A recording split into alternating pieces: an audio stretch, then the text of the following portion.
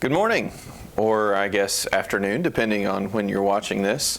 This is our next study in our series. We've been doing a kind of a brief overview of the New Testament, trying to get an idea of the background and the audience, and really how this book, whichever book we're studying, happens to fit into the bigger picture of the story of the New Testament. I think it's really important for us to see the big picture sometimes. A lot of times we focus in on specific books or even specific parts of books. And in doing so, if we're not careful, we lose the greater context of the story. So I really want to take some time, just back up, do an overview so that we can really understand how the pieces fit together before we really study those individual pieces in depth. So today we're going to be continuing on and studying the book of Romans. For background, I want to take a little bit of a look at the author of Romans. It's spelled out very clearly that Romans was written by a guy named Paul. For background on Paul, we see a lot about him in the book of Acts that Luke wrote. But when you read into his story, it's really, really interesting. Paul he's not your typical apostle. Most of the apostles that were appointed by Jesus were done so prior to his death. They spent time walking and talking with Jesus as he went about daily activities. They learned by seeing him in action. Paul was formerly known as Saul.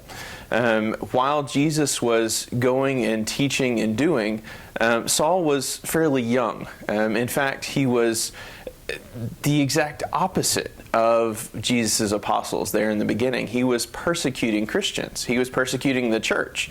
And as he grew, he was very highly ranked in the Jewish society. He studied at the feet of Gamaliel. He was very, very well educated in the Jewish faith. In fact, he was on track to be one of the religious elite during that time. But while Saul was on his way to persecute Christians, to capture those that were, in his mind, blaspheming the name of God by preaching about Jesus. He was on his way to do just that. He had this miraculous experience with Jesus. He came down. Jesus was there. He was blinded by light. Saul was given this message, and his whole life changed. Saul, who was this persecutor of the church, became one of the greatest proponents of the church. Saul, this man who was very, very Jewish in nature, was divinely appointed by Jesus to be this apostle to the Gentiles, those people that he looked down upon before. So he really had this complete turnaround experience in his life that gave him a great deal of perspective.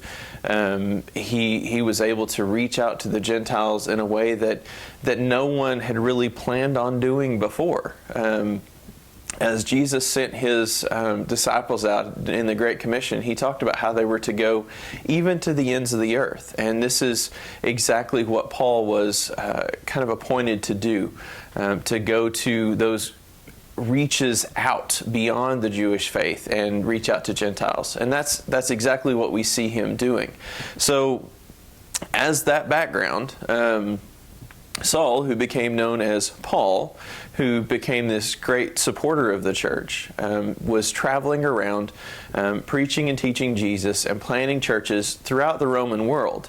And as he went on his way, he would stay there for a period of time. He would build up the church. He would help select leaders and get it established so that he could then travel on and begin the next church plant, start the next church in that location, teach them about how that was to go, teach them about Jesus, help them to grow, and then they would in turn send Paul on his way so that he could do that again. And what we see frequently in the New Testament is Paul writing to those churches that he had planted previously, encouraging them, helping correct them with issues that they were having.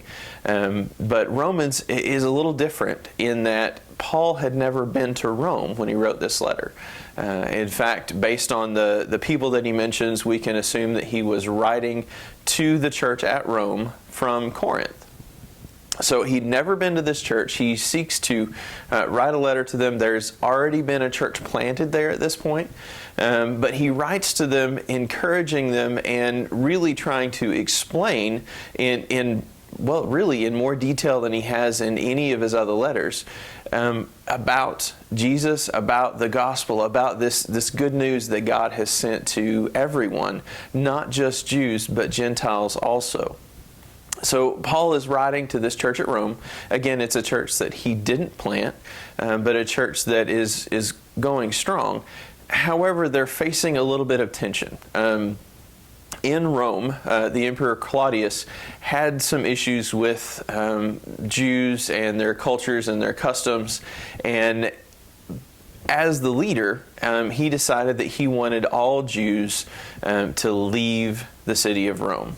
Being emperor, he had power to do that, so he expelled all of the Jews from Rome, both Christian Jews and non-Christian Jews had to leave Rome. And they had to do this for about a period of 5 years until the Emperor Claudius's death.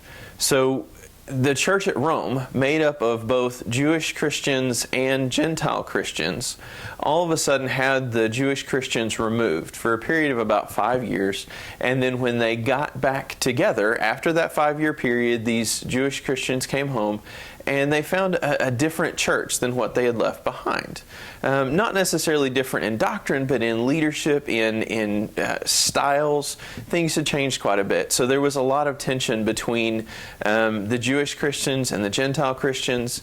And Paul seeks to address a lot of that as he writes this letter. Specifically, he spells out a lot of things that really he doesn't in other places. So a lot of people have said that Romans is the clearest gospel of all. In fact, Jimmy Allen wrote a commentary titled just that, the clearest gospel of all. But as we look at the book of Romans, in Romans chapter 1 and verse 17, we see an idea that's really fleshed out throughout the whole book. This is, by most accounts, the theme of the entire book. Romans chapter 1 and verse really 16 and 17, he explains. He says, "For I am not ashamed of the gospel, for it is the power of God for salvation to everyone who believes." Again, keep in mind his background, this Jewish exclusivity about how Gentiles weren't worthy of God. We see this change take effect, and now he is encouraging Gentiles to be included. He's specifically reaching out to them. So he says this is the power of God for salvation to everyone who believes, to the Jew first, and also to the Greek or Gentile. For in it the righteousness of God is revealed from faith for faith. As it is written, the righteous shall live by faith. So really, the theme of Romans is about the righteousness of God and his call for man to be just as righteous. We're called to be righteous because we are image bearers of God. Throughout the book, he talks about how we are to be righteous, about what that righteousness is to look like, and about how to deal with that in everyday life. Because things weren't perfect in the Roman church, just like things aren't perfect in our church.